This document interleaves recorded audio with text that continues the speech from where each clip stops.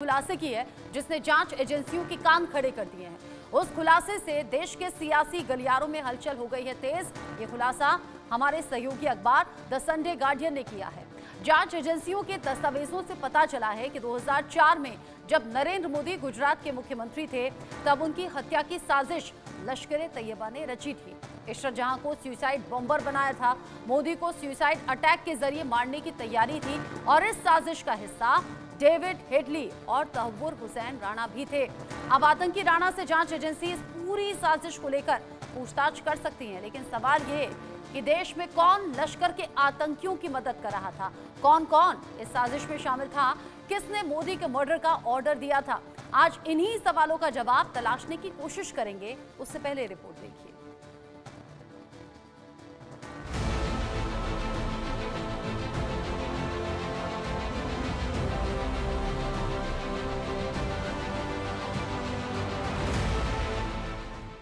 जिसने मुंबई को दहलाया, माया नगरी को लहूलुहान किया, देश को सबसे बड़ा जख्म दिया। 17 साल बाद उस आतंकी तहव्वुर हुसैन राणा के जुर्म का हिसाब हो रहा है। एनआईए उससे मुंबई हमले से जुड़े हर राज उगलवा रही है।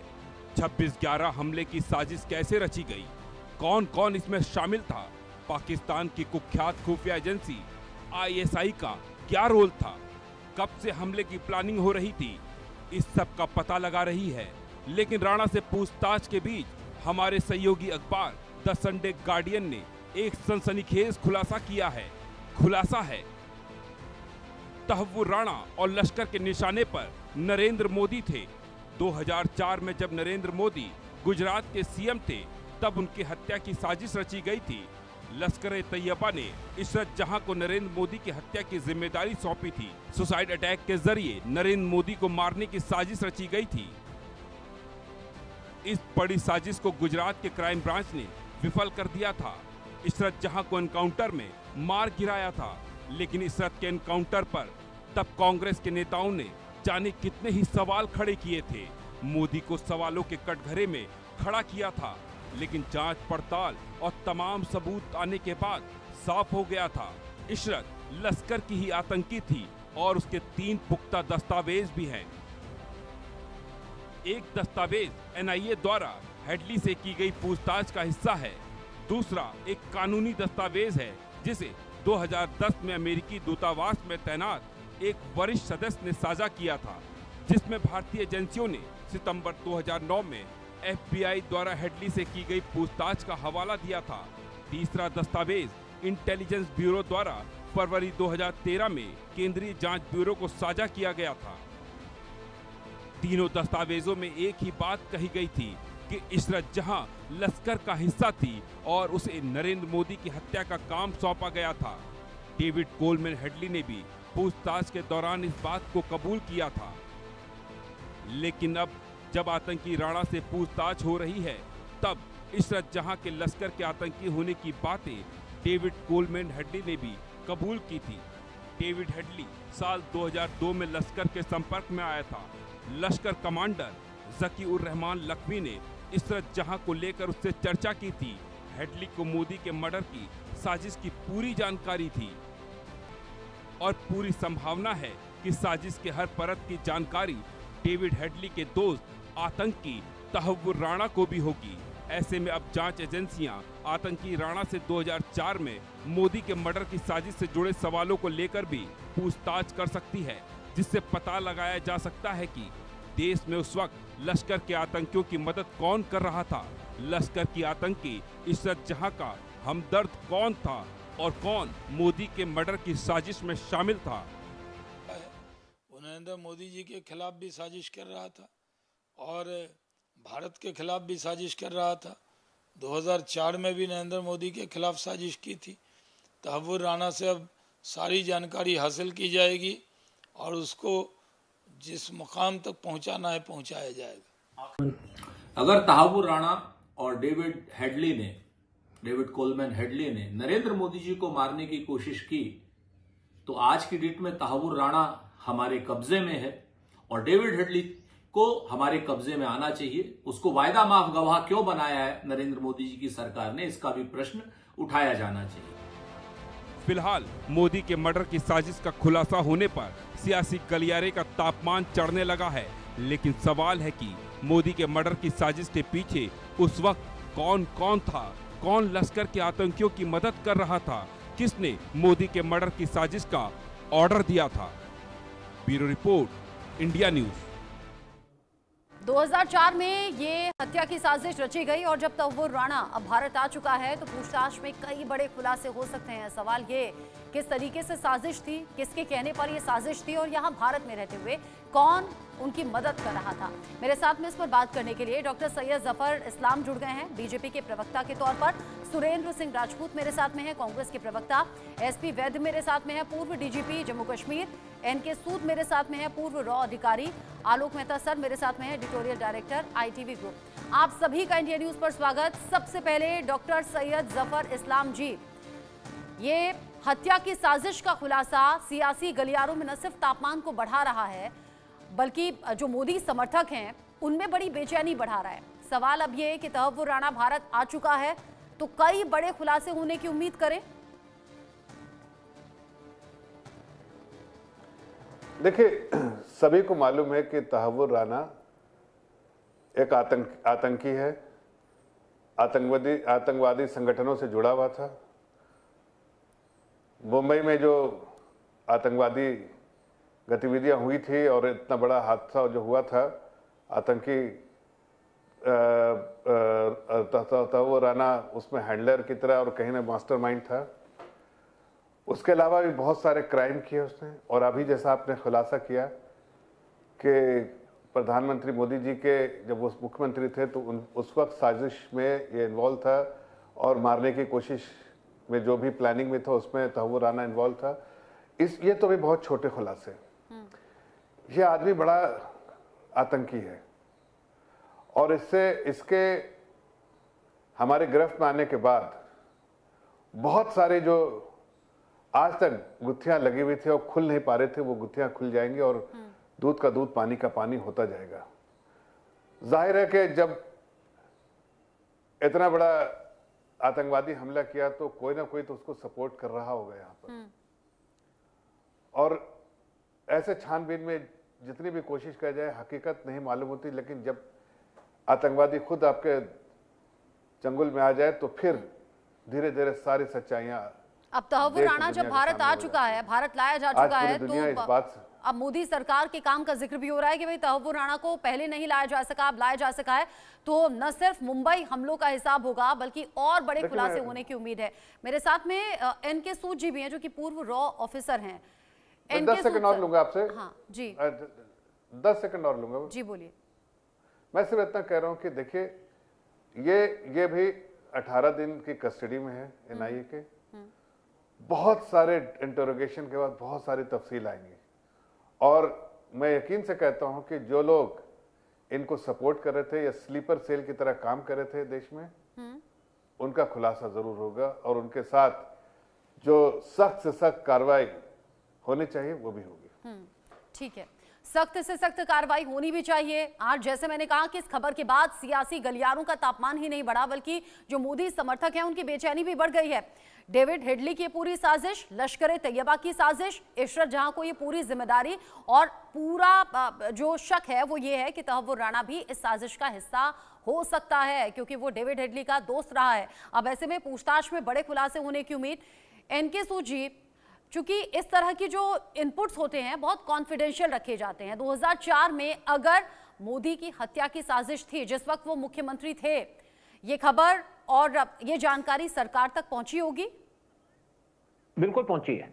रॉ के पास पूरी खबर थी, रॉ ने पूरी खबर दी, लेकिन ऐसा है कि हमारी खबर पे ध्यान नहीं दिया जाता। बहुत सी खबरें दी हमने, उस पर कोई ध्यान नहीं दिया गया क्योंकि ये नहीं है कि यहाँ पे ISI का प्लान था, यहाँ पे कुछ इंटरनल प्लान भी थी मोदी को मारने की। कुछ लोग ये नहीं चाहते थे कि मोदी यहाँ पे CM बने या मोदी उसके बाद आगे बढ़े, क्योंकि मोदी जैसे कहते हैं बच्चे के पालने में पैर देख करके समझ आ जाता है कि बच्चा क्या होगा, बच्चा कहाँ चलेगा। तो ऐसे था कि मोदी आए हैं तो मोदी का ऐसा था कि मोदी। सर, ये तो आप बहुत बड़ी बात कह रहे हैं, ये तो आप बहुत बड़ी बात कह रहे हैं सूद सर। आप कह रहे हैं कि सिर्फ लश्कर के निशाने पर नहीं थे बल्कि यहाँ हिंदुस्तान में बैठे हुए लोग चाहते थे कि ये हत्या हो।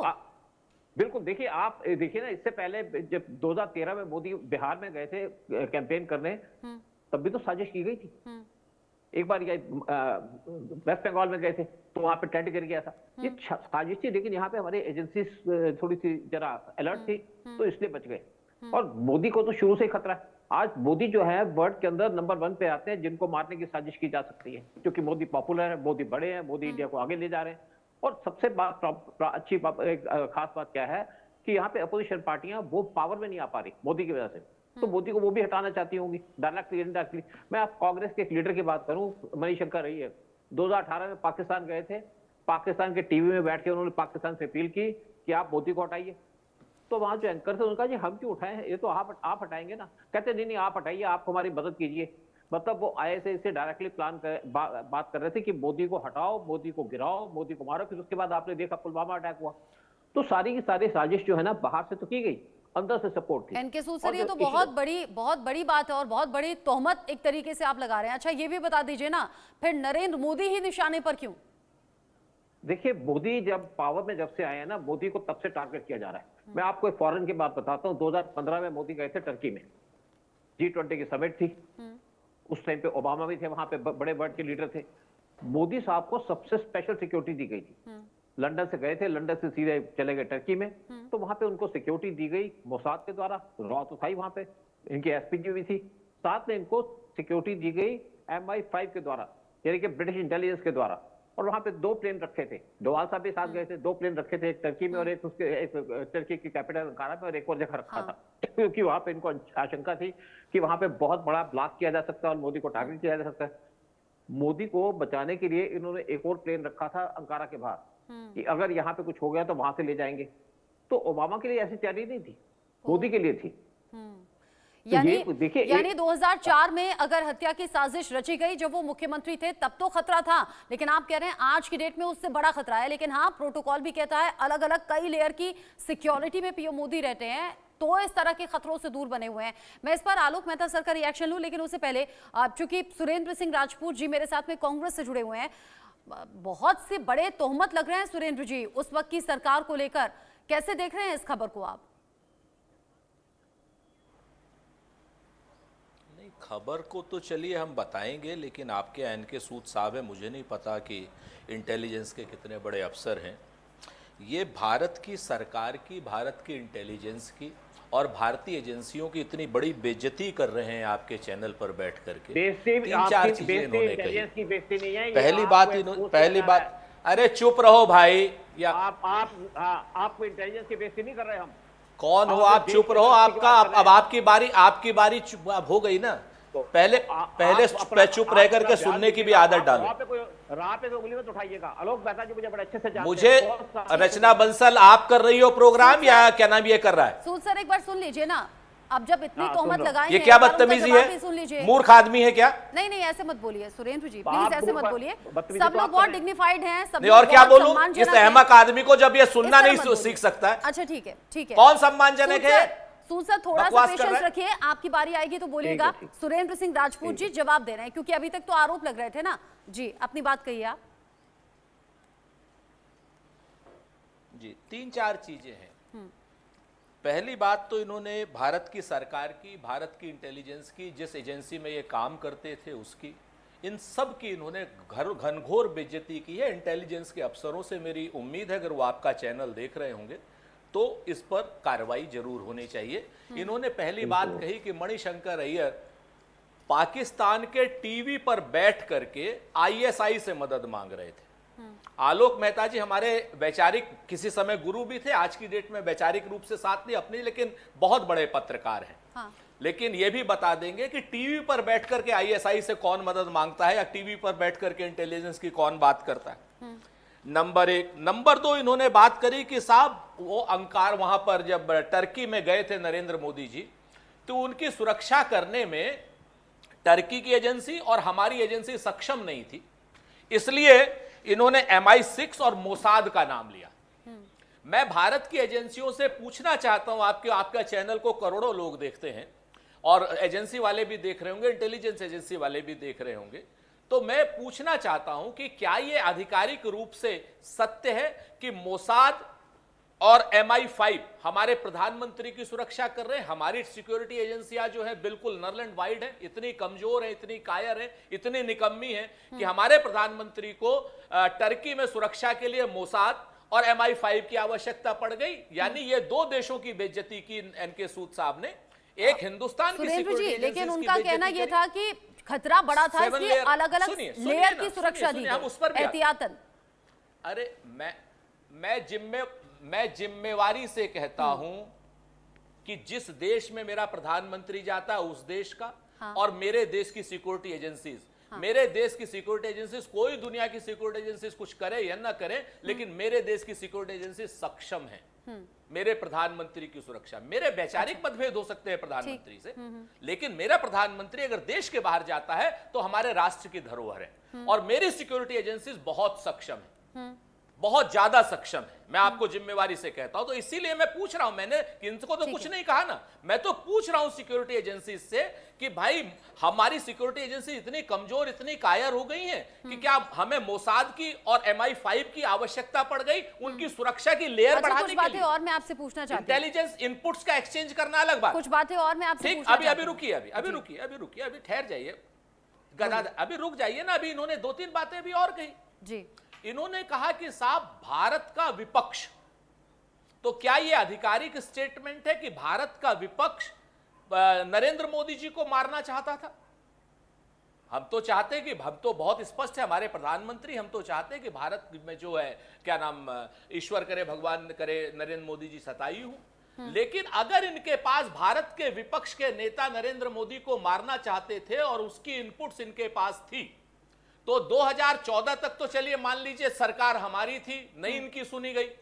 2014 से लेकर के 2025 तक यह अधिकारी देश के साथ गद्दारी कर रहा था, एनके सूद नाम का, कि इसने अपनी सिक्योरिटी इनपुट्स उन लोगों को नहीं दी जो सक्षम अधिकारी थे, नरेंद्र मोदी के लोग थे, ताकि भारत के विपक्ष के जो गद्दार नेता है, जो गद्दार नेता है वो पकड़े जाए। उनका कहना यह है कि जब इनपुट दिया गया यूपीए इनका कुछ कहना नहीं है, तो सुरक्षा नहीं दी गई। इसका कुछ कहना नहीं है, ये सिर्फ नरेंद्र मोदी और भारतीय जनता पार्टी का एक नंबर का चाटुकार है।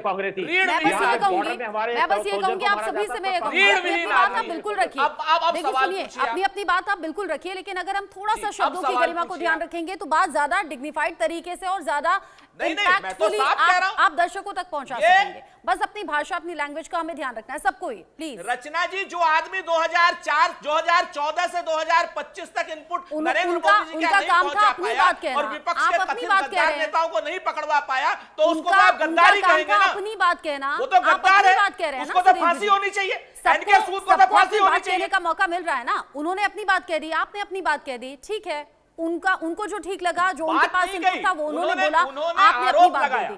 अब एक काम करती हूँ, नहीं, अगर उनके पास इनपुट है तो ये टीवी के लिए इनपुट नहीं है, ये इनपुट सिक्योरिटी एजेंसीज के लिए है, और गद्दार लोगों की लिस्ट इनको जारी करनी चाहिए। अगर ये जारी नहीं करते हैं, पॉलिटिकल लड़ाई हो रही है, मुझे आलोक मेहता सर को इसमें लाना चाहिए।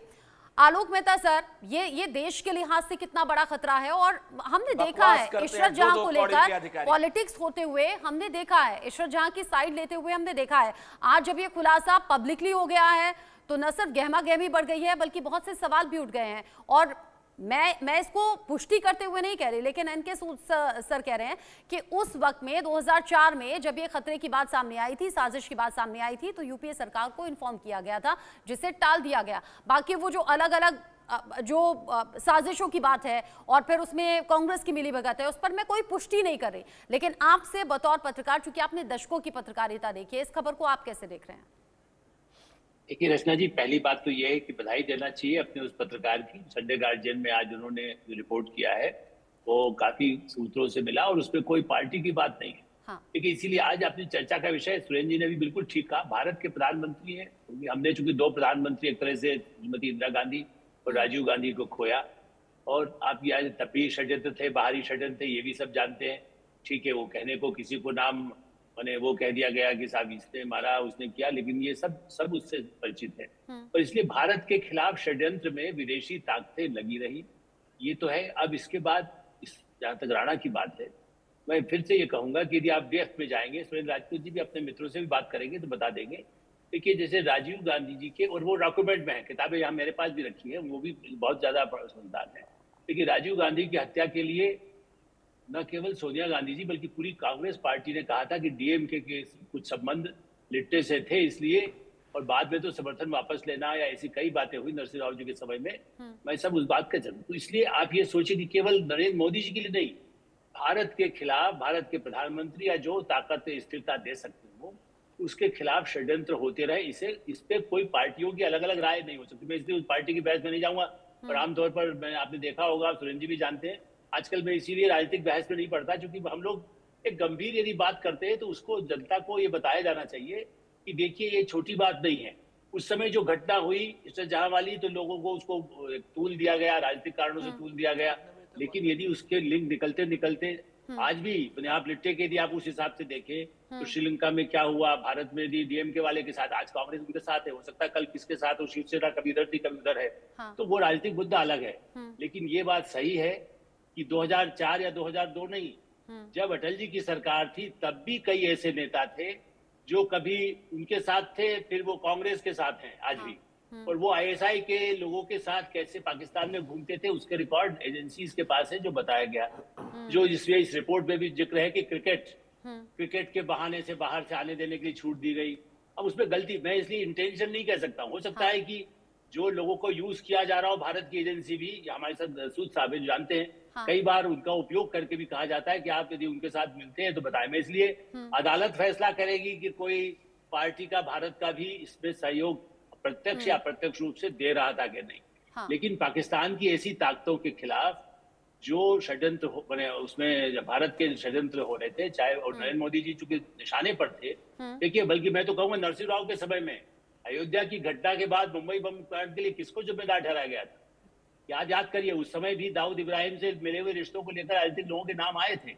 तो आज भी ये स्थिति जब आती है तो भले इन पर कोई सजा, किसी को फांसी नहीं हो सकती। जनता तो कहती है राणा को फांसी कड़ी से कड़ी सजा मिले, सब चाहते हैं, कांग्रेस भी उससे सहमत होगी, देश का हर नागरिक सहमत होगा। इनफैक्ट सुरेंद्र राजपूत जी का बयान भी हमने चलाया था जिसमें वो कह रहे थे कि अब तहव्वुर राणा भारत आ गया है तो कार्रवाई उसके खिलाफ हो, जांच बिठाई जाए, अब तो सरकार भी आपकी है तो जांच कीजिए। साथ ही साथ उन्होंने मांग भी कर दी थी कि फिर तो डेविड हेडली को भी भारत लाया जाना चाहिए। लेकिन हाँ, इशरत जहां को लेकर, राजनीति करने को लेकर कुछ सवाल तो उठेंगे जो मैं पूछूंगी आगे उनसे। इस बीच मेरे साथ में अभिनंदन मिश्रा भी जुड़ गए हैं जो कि एडिटर हैं TSG यानी कि द संडे गार्जियन की तरफ से। पहले तो सबसे पहले अभिनंदन, बधाई आपको, जिस तरीके से ये एक्सक्लूसिव खुलासा किया है और इसको लेकर जो चर्चाएं अभी चल रही हैं राजनीतिक गलियारों में, वो वाकई बहुत बड़ा खुलासा कर रही हैं और बहुत बड़े सवाल भी उठा रही हैं। इस बात का इनपुट कहां से मिला, कैसे मिला, और क्या तहव्वुर राणा का यहां आना और पूछताछ में कई और बड़े खुलासे होने का संकेत भी है क्या? देखिए, यही हमने कहा है स्टोरी में भी अपने, कि एक बहुत इंपॉर्टेंट पॉइंट है कि जो इशरत जहां का जो मॉड्यूल था लश्कर का, जो इनका मेन काम था, जो उस समय सीएम थे गुजरात के, अभी प्रधानमंत्री नरेंद्र मोदी, उनको असैसिनेट करना था, वो भी एक लश्कर का प्लान था, और जो मुंबई अटैक था वो भी लश्कर का प्लान था। और ये दोनों चीज प्रूवन है, ऐसा नहीं है कि इस पे कोई डाउट है कि लश्कर के थे या नहीं थे, ये दोनों चीज प्रूवन है। और जो इशरत जहां का जो पूरा चल रहा था ट्रेनिंग और पूरा जो प्लानिंग था, वो मुजम्मिल भट्ट थे एक लश्कर के कमांडर, उनकी तरफ से था। और जब डेविड हेडमैन कोडले, इनका इंट्रोगेशन हुआ FBI द्वारा, जब वो अरेस्ट हुए 2009 में, तब उन्होंने खुद जाके बताया कि अच्छा हाँ, मुझे एक चीज ये भी पता है कि इशरत जहां एक लश्कर की मॉड्यूल की पार्ट थी, जिसका काम था, जिसको जिम्मेदारी दी गई थी नरेंद्र मोदी को असैसिनेट करने की। यही सेम चीज फिर जब NIA की टीम गई यहाँ से उनको इंट्रोगेट करने, उन्होंने भी कंफर्म किया। और ये इम्पोर्टेंट इसलिए हो जाता है क्योंकि आपको याद होगा जब उनका एनकाउंटर हुआ था 2004 15 जून को, उसके बाद एक पूरी पॉलिटिकल एक उसमें पॉलिटिक्स चलने लगी कि ये फर्जी इनकाउंटर था, ये तो लश्कर की थी ही नहीं। और उसके बाद उसको लेके पूरे जो IB के लोग थे उसमें ऑपरेशन में, जो CBI में थे, उनको फंसाने की कोशिश की गई कि इन्होंने ये पूरा जो गेम है ये मोदी जी PM उस समय के CM के कहने पे किया है। अब ये बात, अब तहव्वुर राणा के आने से ये बहुत इंपॉर्टेंट बात हो गई है कि एजेंसीज अपना इंट्रोगेशन कर रही हैं और इस पे जरूर फोकस करेंगी कि इंडिया में कौन उसके सपोर्टर थे। यानी अभी तक ये खबरें तो थी, लेकिन ये खबर पुख्ता कैसे हो पाए या बाकी इनपुट्स कैसे निकल पाए उसका जरिया नहीं था, जो कि अब तहव्वुर राणा के तौर पर सामने आ गया। बहुत शुक्रिया अभिनंदन मिश्रा साथ में जुड़ने के लिए। मेरे साथ में एसपी वैद्य जी भी हैं, जो कि पूर्व डीजीपी हैं जम्मू कश्मीर से। एसपी वैद्य सर, जब जब इस तरह की खबरें सामने आती हैं तो बहुत से सनसनीखेज खुलासे होते हैं। जैसे अभी अभिनंदन ने भी कहा कि इशरत जहां को लेकर भी खूब पॉलिटिक्स हमने देखी है, कैसे उसे बिहार की बेटी कहा गया या फिर कैसे कहा गया कि आरोप गलत है। हालांकि बाद में अलग अलग डॉक्यूमेंट से साबित हुआ कि हाँ लश्कर से ताल्लुक थे। और अब तो ये और भी बड़ा खुलासा कि उस वक्त जब गुजरात के मुख्यमंत्री थे नरेंद्र मोदी, तो हत्या की साजिश के लिए इशरत जहां को जिम्मेदारी मिली थी। तहव्वुर राणा के आने के बाद क्या कुछ और नामों का खुलासा हो सकता है क्या? नमस्कार आपको और आपके सभी दर्शकों को, खासकर मेरे को पैनलिस्ट को। अभिनंदन जी को मैं सुन रहा था बहुत अच्छे तरीके से, और उन्होंने बहुत बढ़िया ये बताया कि ये किस तरह से ये सारी साजिश थी। और ये संडे गार्डियन में बड़ा डिटेल्ड आर्टिकल जैसे निकला है। इसमें कोई डाउट नहीं है कि इशरत जहां एक लश्कर का मॉड्यूल था जो मोदी जी को टारगेट करना चाहती थी। इसमें और उस वक्त हम सबको याद है किस तरह से पॉलिटिकल कंट्रोवर्सी उस पर उठी कि फेक एनकाउंटर है, और उस पर बड़ा बहुत बवाल बचा था। मोदी जी को एक्चुअली, चूंकि मैं JNK में काम कर चुका हूँ, उनको ज़्यादातर टेररिस्ट जिनको पाकिस्तान में ब्रेन वॉश किया जाता है, उनको वो मोदी जी को देखा जाता है एज ए रोड़ा, जो उनका मिशन है भारत में करने के लिए कि ये एक स्टम्बलिंग ब्लॉक है, तो किसी तरीके से मोदी जी को उड़ाया जाए, इसमें कोई दूसरी राय नहीं। And he is one of the highly threatened person in the world today. और भारत की एजेंसियां उनको प्रोटेक्ट करती हैं, और बहुत अच्छे तरीके से, और बहुत आप देखते हैं उनका जो सिक्योरिटी का इंतजाम है वो दुनिया में वन ऑफ द बेस्ट है। इसमें एक एंगल JNK से जो आया था, एक महमूद बसरा नाम का टेररिस्ट पकड़ा गया था जम्मू कश्मीर में। उसने बाबर का नाम लिया था कि बाबर इस मॉड्यूल का हिस्सा था।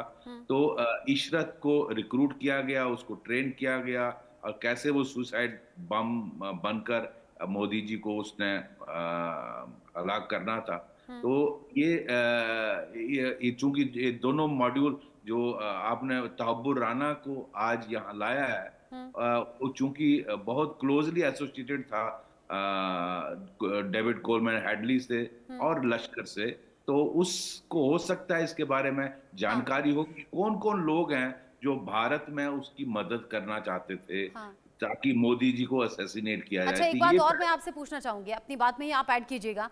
अगर 2004 में इतना बड़ा ये खुलासा जो अब हो रहा है कि 2004 में हत्या की साजिश थी, आज हम 2025 में हैं और आप जम्मू कश्मीर से हैं, तो सीमा के उस पार 100 से 150 आतंकी एकदम तैयार हैं यहाँ भारत विरोधी साजिशों के लिए। और हम देख रहे हैं जम्मू कश्मीर में तो एंटी टेरर ऑपरेशन में ऑपरेशन ऑल आउट के जरिए लगातार आतंकी पकड़े भी जा रहे हैं, ढेर भी हो रहे हैं। तो क्या जो खतरा 2004 में था वो खतरा अभी भी बना हुआ है या पहले से ज्यादा बढ़ गया है आपके लिहाज से? रचना जी, मेरा ये मानना है कि खतरा आज भी मोदी जी को उससे ज्यादा ही है, क्योंकि मोदी जी को आज भी देखा जाता है कि वो एक ऐसे अगर वो जिंदा रहे, भगवान उनको लंबी उम्र दे और भारत का नेतृत्व करते रहे, तो पाकिस्तान की ये जो रेडिकल टेरर आउटफिट्स हैं वो जो करना चाहती हैं, उसमें एक बहुत बड़ा उस रोड़ा देखती हैं, स्टम्बलिंग ब्लॉक देखती हैं। इसलिए उनकी कोशिश रहेगी ना सिर्फ भारत में, इवन विदेश में अगर मौका मिले वो मोदी जी को आर्म करेंगे। लेकिन भगवान की कृपा से जिसका जिक्र अभी एनके सूद सर कर भी रहे थे। अच्छा, मैं आपसे पूछूंगी सैयद जफर इस्लाम जी, अगर देखिए 2004 की ये घटना है, हत्या की साजिश हुई और जैसा अभी सूद सर कह रहे थे कि सरकार तक इंफॉर्मेशन पहुंची, 2014 में तो सरकार बदल गई थी, तो क्या तब से लेकर अब तक इन साजिशों पर, क्योंकि इनपुट्स तो आप तक भी पहुंचते होंगे, तो क्या तब से लेकर अब तक इस पर कोई एक्शन नहीं लिया गया था? क्या तहव्वुर राणा का यहां आने का इंतजार हो रहा था? देखिए, शुरू से ही हमारी कोशिश थी कि ऐसे आतंकवादी संगठन, आतंकवादियों को और उससे जुड़े लोगों को बिल्कुल आड़े हाथ लेके निपटाया जाए। जाहिर है कि कुछ चीजें जो है इंफॉर्मेशन असरटेन करने में, इकट्ठा करने में समय भी लगता है, और हमारी कोशिश थी कि एक्सट्रेडिशन की जाए और एक्सट्रेडिशन हमारी कामयाब है। बाकी सरकारों ने कोशिश नहीं की होगी। जिस तरह से मैं ये नहीं कहता हूं कि उन लोगों ने एकदम नहीं कोशिश की, ऐसा भी नहीं। देखे देश है, देश में ये है, लेकिन कौन चाहता था कौन नहीं चाहता था ये तफसील तो है। अब इसके पकड़ने के बाद, इसके पकड़े जाने के बाद ही, एक्सट्रेडिशन के बाद ही, इससे जब इंटरोगेशन होगा तब सही। ये सवाल मैंने इसलिए भी पूछा ना, ये बहुत बड़ी बात है। अगर उस वक्त किसी भी मुख्यमंत्री के लिए ये जान का खतरा था, ये हत्या की साजिश थी, और आज हम ये सवाल पूछ रहे हैं कि देश में रहते हुए कौन सपोर्ट कर रहा था, कौन इनका साथ दे रहा था, तो ये तो प्रायोरिटी बेसिस पर होना चाहिए था। क्योंकि तब तो सीएम थे, आज पीएम है। 14 से लेकर आज 25 हो गया सर। नहीं, तो देखिए, इसीलिए मैं कह रहा हूँ कि देखिए बहुत सारी चीजें जो है ना, इंफॉर्मेशन एनआईए के पास है या इन्वेस्टिगेटिव एजेंसीज के पास है, लेकिन उसको कोरोबोरेट करने के लिए कुछ इंटरोगेशन और इस तरह के आतंकवादियों का पकड़ा जाना या इकट्ठा करना इंफॉर्मेशन जरूरी है। जो कार्रवाई चल रही थी, अब उसी के मेहनत की वजह से आज हमें ये कामयाबी मिली है। आदरणीय गृह मंत्री जी ने 8 अगस्त 2023 को बोला था कि तहव्वुर राना यहाँ आएगा और फिर देश के कानून के हिसाब से उसको पनिशमेंट भी होगा, और साथ साथ बहुत सारे खुलासे भी पता चलेगा जो उसके इंटरोगेशन के बाद कि आखिर यहाँ स्लीपर सेल कौन है, कौन इस स्लीपर सेल को एक्टिवेट करके रखा हुआ था उस वक्त, और उसके लिए जिम्मेदार कौन थे, सबको पकड़ा जाएगा। बहुत से बड़े खुलासे होंगे। इतना बताना चाहता हूँ कि जो लोग, आप कह रहे हैं बहुत से बड़े खुलासे होंगे। सुरेंद्र सिंह राजपूत जी, सुरेंद्र सिंह राजपूत जी, अगर आज की डेट में कांग्रेस पर सवाल उठ रहा है या फिर उस वक्त की यूपीए सरकार पर सवाल उठ रहा है, तो आपको लगता नहीं कि कुछ चीजें बैकफायर कर गई? मैं ये नहीं कह रही बिल्कुल भी कि इन आरोपों में कोई सच्चाई है या फिर ऐसा वाकई होगा, वो तो जांच में सामने आएगा या आगे आने वाला वक्त बताएगा, लेकिन इशरत जहां को सपोर्ट करके, उस पर सवाल कर राजनीति करके कुछ पांव पर कुल्हाड़ी मारने जैसा काम हो गया क्या? कुछ चीजें बैकफायर कर गई क्या? देखिए रचना जी, बहुत स्पष्ट रूप से सरकार के काम होते हैं, सरकार के कामों में तमाम तरीके के प्रश्न उठते हैं, सिक्योरिटी एजेंसीज के काम होते हैं, अपने काम करते हैं, तात्कालिक रूप से कहीं कोई आरोप लगाता है, कोई नहीं लगाता है। लेकिन एक चीज मैं तय करके बता देता हूं कि हिंदुस्तान का कोई भी हिंदुस्तानी या कोई भी राजनीतिक व्यक्ति, चाहे वो भाजपा का हो, सपा का हो, कांग्रेस का हो, द्रमुक का, कोई भी हो, कोई भी देशद्रोही नहीं होता। देशद्रोही जो अपराधी होते हैं उनके खिलाफ काम करना हमारा वो होता है। अभी अगर हम छिद्रान्वेषण करें, माइक्रो एनालिसिस करें, तो हम पाएंगे कि जिस तरीके से हमने हाफिज सईद के पास वेद प्रताप वैदिक को भेजा, नरेंद्र मोदी जी के समय में भेजा, 1 दिन का वीजा था उनका, 7 दिन का वीजा किया गया, गृह मंत्रालय के बगैर तो नहीं हो सकता। उसके बाद वेद प्रताप वैदिक की फोटो जो है हाफिज सईद के साथ आती है। आजाद हिंदुस्तान में पहली बार क्या नाम, हम पठानकोट अटैक में आईएसआई को आमंत्रित करते हैं। 70 सालों में कभी आईएसआई हिंदुस्तान की धरती पर आधिकारिक रूप से कदम नहीं रखे, आमंत्रित करते हैं, तो उस पर आरोप लगेंगे, बहुत स्पष्ट है, हम आरोप लगाएंगे।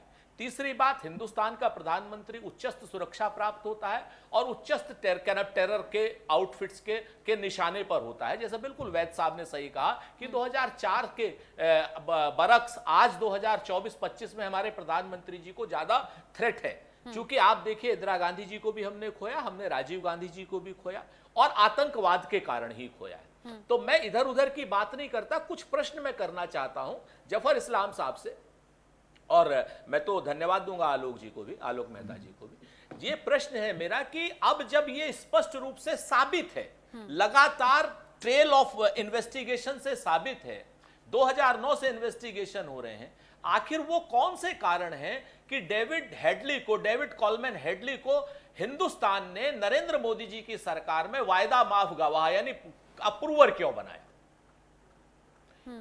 तहव्वुर राणा को आप लेकर के आए हैं, आज जब ये स्पष्ट हो गया है कि क्या नाम, डेविड हेडली जो है नरेंद्र मोदी जी के मारने में शामिल है, तो उसको वायदा माफ गवाह क्यों बना करके उसके बाद फिर वो अमेरिका में क्या कर रहा है आज की डेट में, उसका एक्सट्रेडिशन क्यों नहीं है?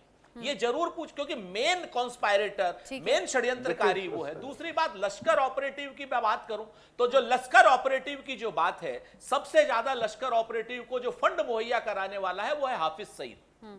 हाफिज सईद को बाकायदा किस कारणों से ट्रैक टू डिप्लोमेसी के तहत वेद प्रताप वैदिक जो विवेकानंद फाउंडेशन के एक सदस्य थे, उनको उनके पास भेजा क्यों गया?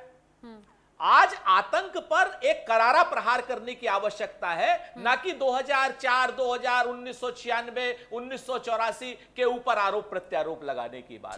हम प्रधानमंत्री जी की सुरक्षा करने में सक्षम है, हमारी एजेंसियां सक्षम है। उनके ऊपर जो आरोप लगाएगा कि हमारी सुरक्षा एजेंसियां कमजोर हैं, कायर हैं, निकम्मी हैं, इसलिए हम MI6 की और मोसाद की हम सहायता ले रहे हैं, ऐसे लोगों के खिलाफ कार्रवाई करने की आवश्यकता। सुरेंद्र जी, ऐसा होता है ना कि जब खतरा बड़ा होता है तो कई बार एक्सपेंड करना पड़ता है सुरक्षा व्यवस्थाओं को, और सुरक्षा जो लेयर्स होते हैं उनको भी हो सकता है इन सब चीजों के लिहाज से, और जब विदेशी जमीन पर जाते हैं देखिए तो सिक्योरिटी की जरूरत होती है।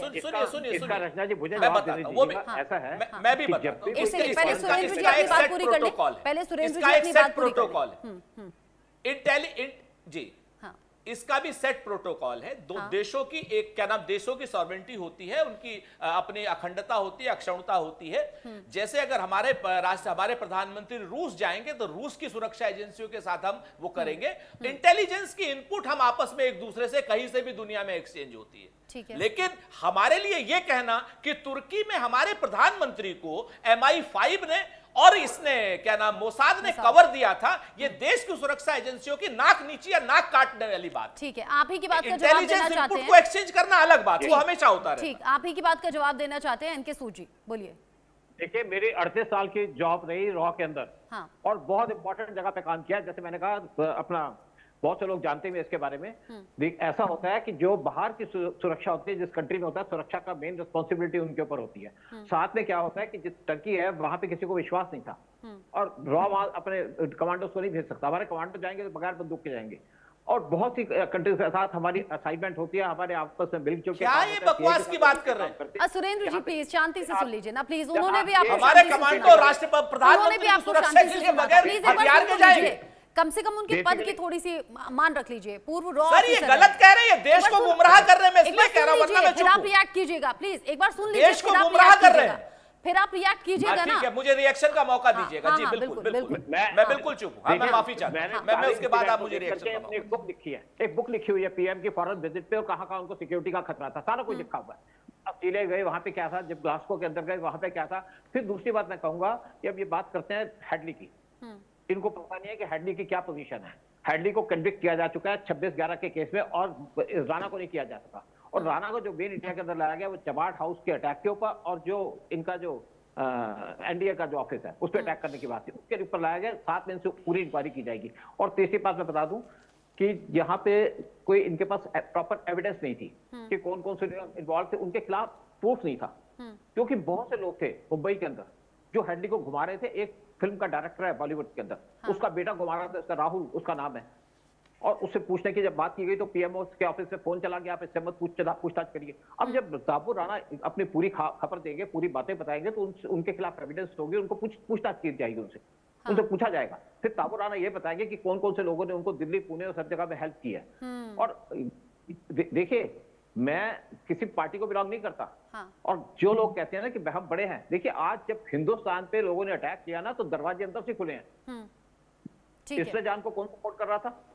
ठीक है, कुछ पॉलिटिकल पार्टी के लोग नहीं सपोर्ट कर रहे थे। अब आपने जवाब दे दिया, सुरेंद्र जी जवाब देंगे। एक छोटा सा और कह दूं, 1993 का बम ब्लास्ट हुआ था।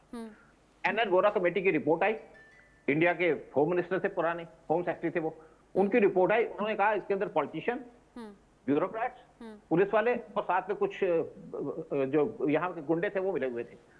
उस रिपोर्ट पे नाम दिए उन्होंने, एनेक्शन पे नाम दे दिए। लेकिन कांग्रेस की हाईकमान से एक टेलीफोन चला गया और वो सारे नाम निकाल दिए। तो इस पे क्यों नहीं बोलते? क्या किसी को नहीं पता कि किस से वहां पे अटैक किया था? कौन सी पार्टी थी उस टाइम पे पावर में? महाराष्ट्र के अंदर कांग्रेस पार्टी थी ना उस टाइम पे। पहले की सरकारों को लेकर आपने बहुत से सवाल पूछ लिए। अच्छा, एनके सूद जी जो भी बातें कह रहे हैं, सुरेंद्र जी आप उस पर रिएक्ट भी कीजिएगा, लेकिन बार बार देखिए ना, इशरत जहां वाली चीजें घूम फिर कर आ जा रही हैं। साथ ही साथ कुछ कानूनी पेचीदगियां भी हैं डेविड हेडली को लेकर, ये भी समझना होगा। लेकिन तहव्वुर राणा जो अब भारत आ चुका है, और जैसा भी एनके सूद सर ने कहा कि भाई बहुत सी चीजें हैं जिन्हें दबाने की कोशिश हुई, या फिर कुछ सपोर्ट की बातें भी सामने आ रही हैं, और अब सामने आ जाएगी जब तहव्वुर राणा ये राज खोलेगा। सुरेंद्र जी, मेरा बैचमेट चबाड़ हाउस का हीरो है, संदीप सेन उसका नाम है, पिथौरागढ़ में रहता है, इस समय रिटायर लाइफ गुजार। ठीक, मैं आपको चबाड़ हाउस के बचाने वाला जो हीरो था कर्नल संदीप सेन। तो ऐसा नहीं है कि हर आदमी का अपना तरीका होता है। एक डेविड हेडली की, आप बिल्कुल सही कहा इन्होंने कि 26/11 में वो एग्जीक्यूट हो चुका है, वो उसकी सजा हो रही है, 35 साल की सजा है उसको, फांसी नहीं हुई है। हमारे देश में उसने उससे बड़ा गुनाह किया है, हमारे देश में उससे बड़ा गुनाह किया, तो हमारे देश के वर्तमान सरकार ने उसको वायदा माफ गवाह क्यों बनाया? मैं आपसे ये नहीं कह रहा हूं आप उसको ला पाएंगे कि नहीं ला पाएंगे, लाइए, उसको लाने की आप कोशिश तो कीजिए। अब तो वो प्रधानमंत्री की हत्या में शामिल है, हत्या के प्रयास में शामिल है, आप क्यों नहीं ला पा रहे? वायदा माफ गवाह क्यों बनाया? अप्रूवर क्यों बनाया उसको? उसकी सजा चल रही है, अगर उसको यहां फांसी हो सकती है तो क्यों नहीं लाया जा रहा है उसको? नंबर 1।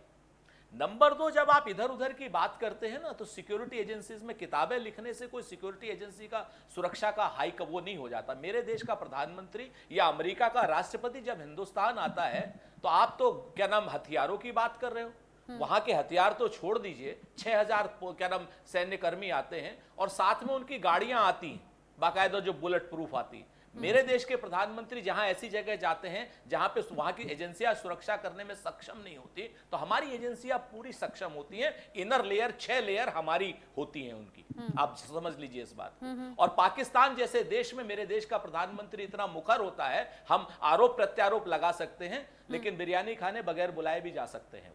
ये हमारी सिक्योरिटी एजेंसीज की ताकत है। तो सिक्योरिटी एजेंसीज को कृपा करके उनकी नाक मत काटिए आप, सुरक्षा एजेंसी। अच्छा, मुझे ये नहीं समझ आया, लेकिन सुरेंद्र जी मुझे ये बात समझ नहीं आई, अगर कुछ एक्स्ट्रा सिक्योरिटी की बात आ भी गई तो उस पर क्या आपत्ति होना? मतलब आपने खुद ही अभी जिक्र किया ना, हमारे बाकी पैनलिस्ट ने भी जिक्र किया कि इंदिरा गांधी जी, राजीव गांधी जी को हमने खोया, अगर एक्स्ट्रा सुरक्षा लेयर हो ही गई तो इसमें दिक्कत क्या है? मतलब इस पर क्या सवाल उठाना? एहतियातन कर लिया ताकि इस तरह की चीजों से बचा जा सके। फिर से आपसे नहीं, ये हमारी सुरक्षा एजेंसियों की बेइज्जती की बात है। यही तो मैं कह रहा हूं कि सुरक्षा और ईश्वर जहां पर राजनीति करना क्या है सर? जब मेरी सुरक्षा एजेंसी सक्षम है, ईश्वर जहां पर राजनीति करना क्या है फिर? ईश्वर जहां पर राजनीति, मैंने एक करके, मैम मैं आपसे डर जाता हूं, आप क्यों सूद साहब की वकील? आप तो नहीं, मैं नॉर्मली आपसे पूछ रही हूँ, प्लीज पहले जवाब तो दे लेने दीजिए। जी हाँ, तो जवाब तो दे ले, आप जवाब ही नहीं देने दे रही है मेरे को। जी बोलिए। मैंने ईश्वर जहां वाला बहुत बार सवाल किया ना, आपने बोला नहीं। सिक्योरिटी एजेंसीज पर ले लीजिए। नहीं, मैंने ईश्वर जहां का जवाब मैंने दे दिया था आपको शायद समझ नहीं आया, या मतलब आप हो सकता है किसी और से बात करने में मशगूल हो। मैं आपके साथ ही यहाँ पर बैठी हुई हूँ और मैं सबकी बातें सुन रही हूँ, लेकिन जिस तरीके से मैं जवाब चाहती थी उस तरीके से जवाब मिला नहीं। खैर, आप बोलिए, आप अपनी बात पूरी कीजिए, बाकी पैनलिस्ट भी है मेरे साथ में। आप सुनिए, सुन लीजिए। मैं आपके सवाल का जवाब ऐसे तो नहीं दूंगा कि जो आप मुंह में मेरे शब्द रखना चाहे। मैं बिल्कुल ये कोशिश नहीं कर रही हूँ सुरेंद्र जी, मैं सिर्फ आपसे आपकी बात पूछ रही हूँ।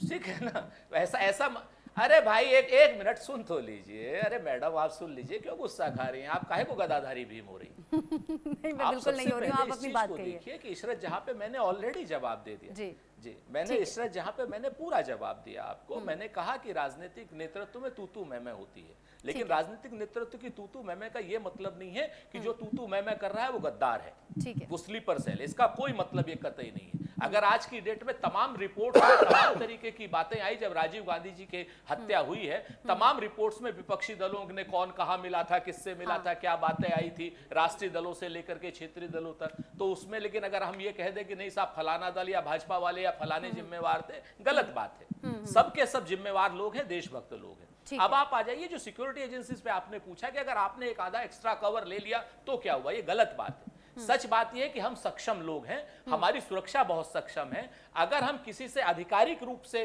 क्या नाम कोई सुरक्षा मांगते हैं, इंटेलिजेंस इनपुट से, वो एक अलग बात है, लेकिन अगर हम सिक्योरिटी कवर मांगते हैं तो ये हमारी सुरक्षा एजेंसी उसके लिए बेइज्जती की बात होती है कि हम अपने प्रधानमंत्री की सुरक्षा करने में सक्षम नहीं है। हमारी सुरक्षा जो है MI5 करेगा, MI6 करेगा, या हमारी सुरक्षा मोसाद करेगा? ठीक है सुरेंद्र जी, ठीक है, मैं आलोक सर का रुख कर लेती हूँ। आलोक सर, चूंकि आपने इस पे माफी मांगनी होगी इनको, या फिर इनको इनपुट्स देने। ठीक है, आपस में मत लड़िए, आपस में मत लड़िए। आलोक सर, ये बड़ा सीरियस इशू है। अरे मुझसे माफी मत मांगो, देश से माफी मांगो, मुकदमा होगा तुम्हारे खिलाफ। 11 साल से तुम गद्दारी कर रहे हो। 2014 से अब तक जो तुमने इंटेलिजेंस सरकार को नहीं दी है, मोदी सरकार को नहीं दी है, तुम्हारे खिलाफ बाकी लोग भी बैठे हुए हैं। सुरेंद्र जी प्लीज, सर प्लीज आप भेजूंगा, याद रखना। प्लीज हमारे प्रधानमंत्री की सुरक्षा में तुमने ढील दी है। ठीक है, प्रधानमंत्री की सुरक्षा सर्वोपरि है, उसको लेकर काम हो रहा है, और पहले से कई लेयर की सुरक्षा होती है। ठीक है, सुरेंद्र सिंह राजपूत जी, मैं आपकी चिंता समझ गई। आपको देश के प्रधानमंत्री की जान की बहुत फिक्र है और आप उनकी सुरक्षा को लेकर बड़े चिंतित हैं। आपने बार बार लाउडली बोलकर बता दिया है। आप प्लीज शांत हो जाइए। अब आप गदाधारी भी मत बनिए प्लीज, ये मैं कहूंगी आपसे रिक्वेस्ट के साथ। आलोक सर, ये बड़ा सीरियस इशू है। अच्छा, 2000 चूंकि सुबह में एनके सूद सर से बात कर रही थी तो उन्होंने कहा आपके लिए बड़ा खुलासा हो सकता है, ये तो हम पहले से जानते थे।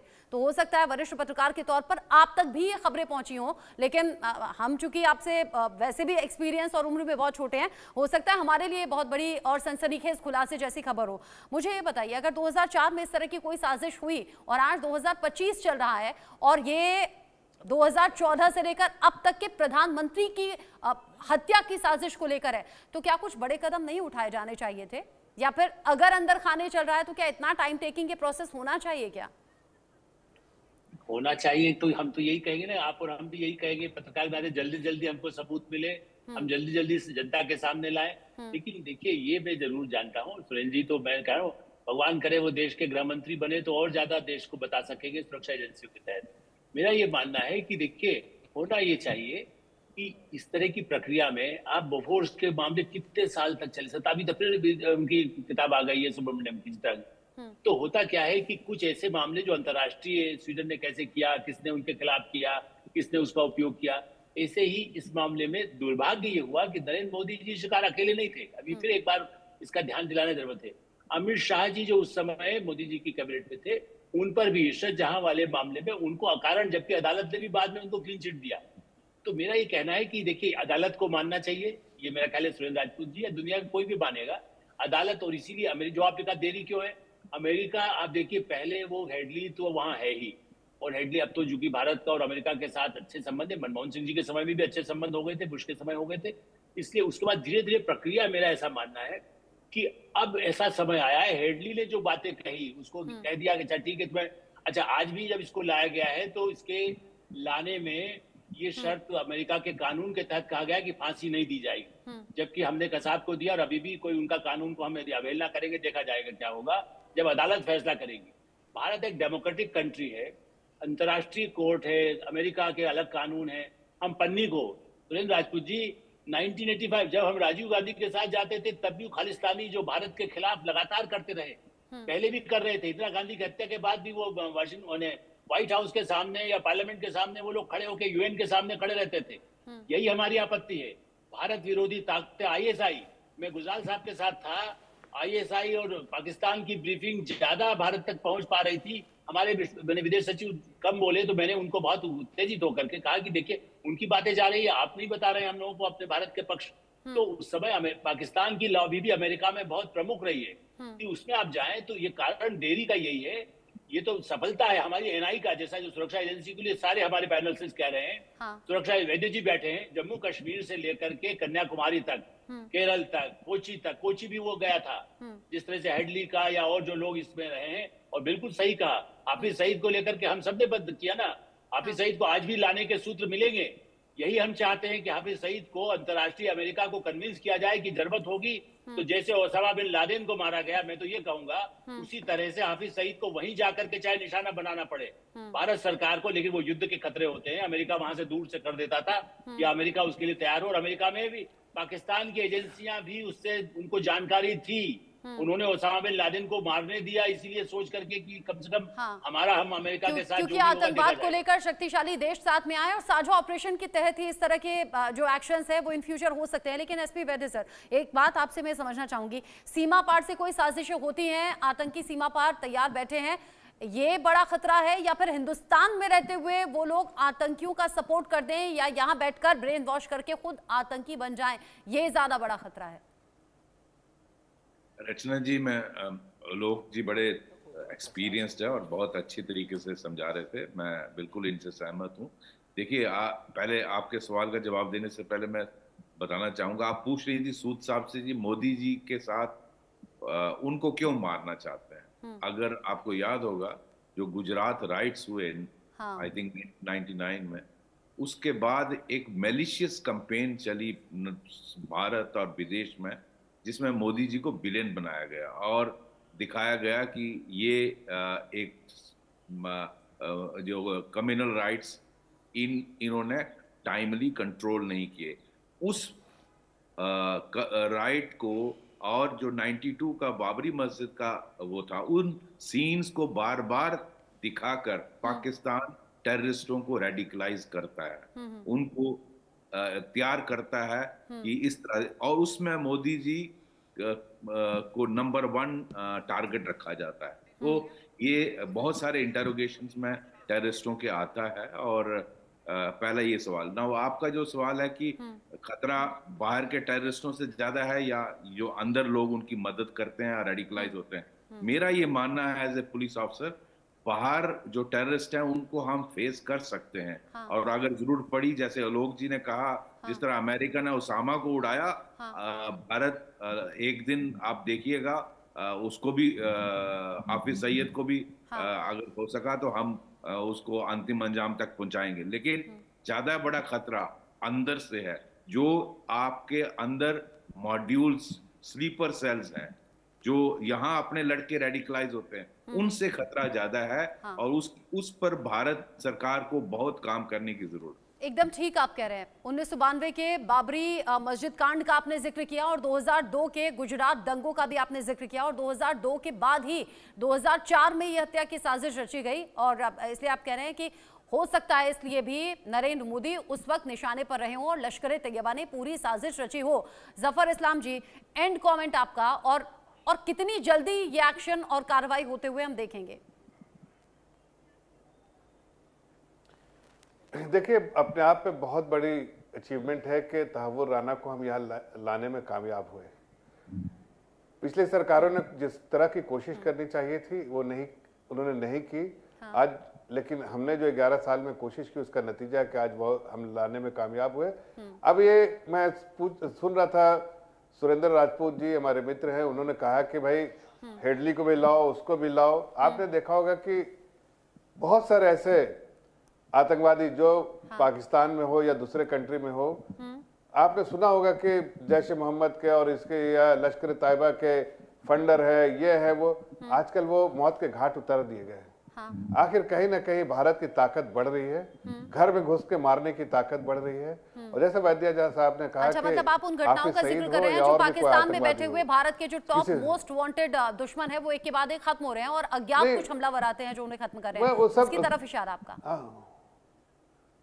देखिए, नहीं, हाँ बिल्कुल, हमने कहा कि हम अपने दुश्मनों को पहचानते हैं और जो लीगल प्रोसेस उससे चलते हैं, और जहां पर प्रोसेस है वो हर तरह के अपनी सुरक्षा के लिए, और इन फ्यूचर कुछ बड़े एक्शन होंगे। सुरेंद्र जी शायद कुछ कहना चाह रहे हैं, पर मैं ज्यादा टाइम नहीं दे पाऊंगी, 20 सेकंड में अगर आप कुछ बोलना चाहें। एक मिनट, मेरी बात तो खत्म है, आपको इतने देर बाद समय आया, पूरी बात तो खत्म कीजिए। सुरेंद्र जी बहुत देर से बोल रहे हैं। मैं इतना कहना चाह रहा हूँ कि ये मोदी जी की सरकार है, यहाँ पर उन्होंने हर प्लेटफॉर्म से, दुनिया के हर प्लेटफॉर्म से आतंकवादियों के खिलाफ, आतंकवाद के खिलाफ हर ग्लोबल प्लेटफॉर्म से बोला है। उसका नतीजा के कैंपेन उन्होंने शुरू किया, जिसकी अवेयरनेस क्रिएट की। आज दुनिया उनके साथ खड़ा है कि, और आपने देखा यूएस का भी स्टेटमेंट देखिए, इजराइल का देखिए, ब्रिटेन का देखिए, फ्रांस का देखिए, सब ने इस बात को अच्छा माना कि एक्सट्रेडिशन हुआ है। और ये कोशिश जो है मोदी जी की, जीरो टॉलरेंस की नीति हम अपनाते हैं और इसे वैश्विक स्तर पर बार-बार रखा भी जाता है, शक्तिशाली देशों का साथ मिलता है। और हम आगे भी इसी तरह के एफर्ट लगाएंगे और देश को सुरक्षित बनाएंगे। मैं बस 20 सेकंड में, सुरेंद्र जी कुछ कहना चाह रहे हैं, बोलिए सुरेंद्र जी। देखिए, यासीन भटकल हो या यासीन भटकल हो, अबू सालिम हो, सबका एक्सट्रेडिशन हुआ हमारे यहाँ से। चढ़ता भारत, बढ़ता भारत, और 75 साल का एक जवान होता भारत अपनी सुरक्षाओं की क्या नाम जिम्मेवारी खुद उठा रहा है और लगातार क्रॉस बॉर्डर टेररिज्म पर भी काम कर रहा है, लगातार इंटरनल सिक्योरिटी पर भी काम कर रहा है। ये मुद्दे आज की डेट में किसी एक प्रधानमंत्री के कारण नहीं है, और ये मुद्दे ऐसा नहीं है कि सिर्फ मोदी जी के कारण है, लगातार नेहरू जी से लेकर के मोदी जी तक जितने प्रधानमंत्री हुए हैं सभी ने हमारी सुरक्षा को आगे बढ़ाने का काम किया है। कुछ ऐसे एनके सूद जैसे लोग आ जाते हैं जो बिना वजह फालतू की बकवास करते हैं, जिसका इस कोई मतलब नहीं। मैं समझ गई, ठीक है।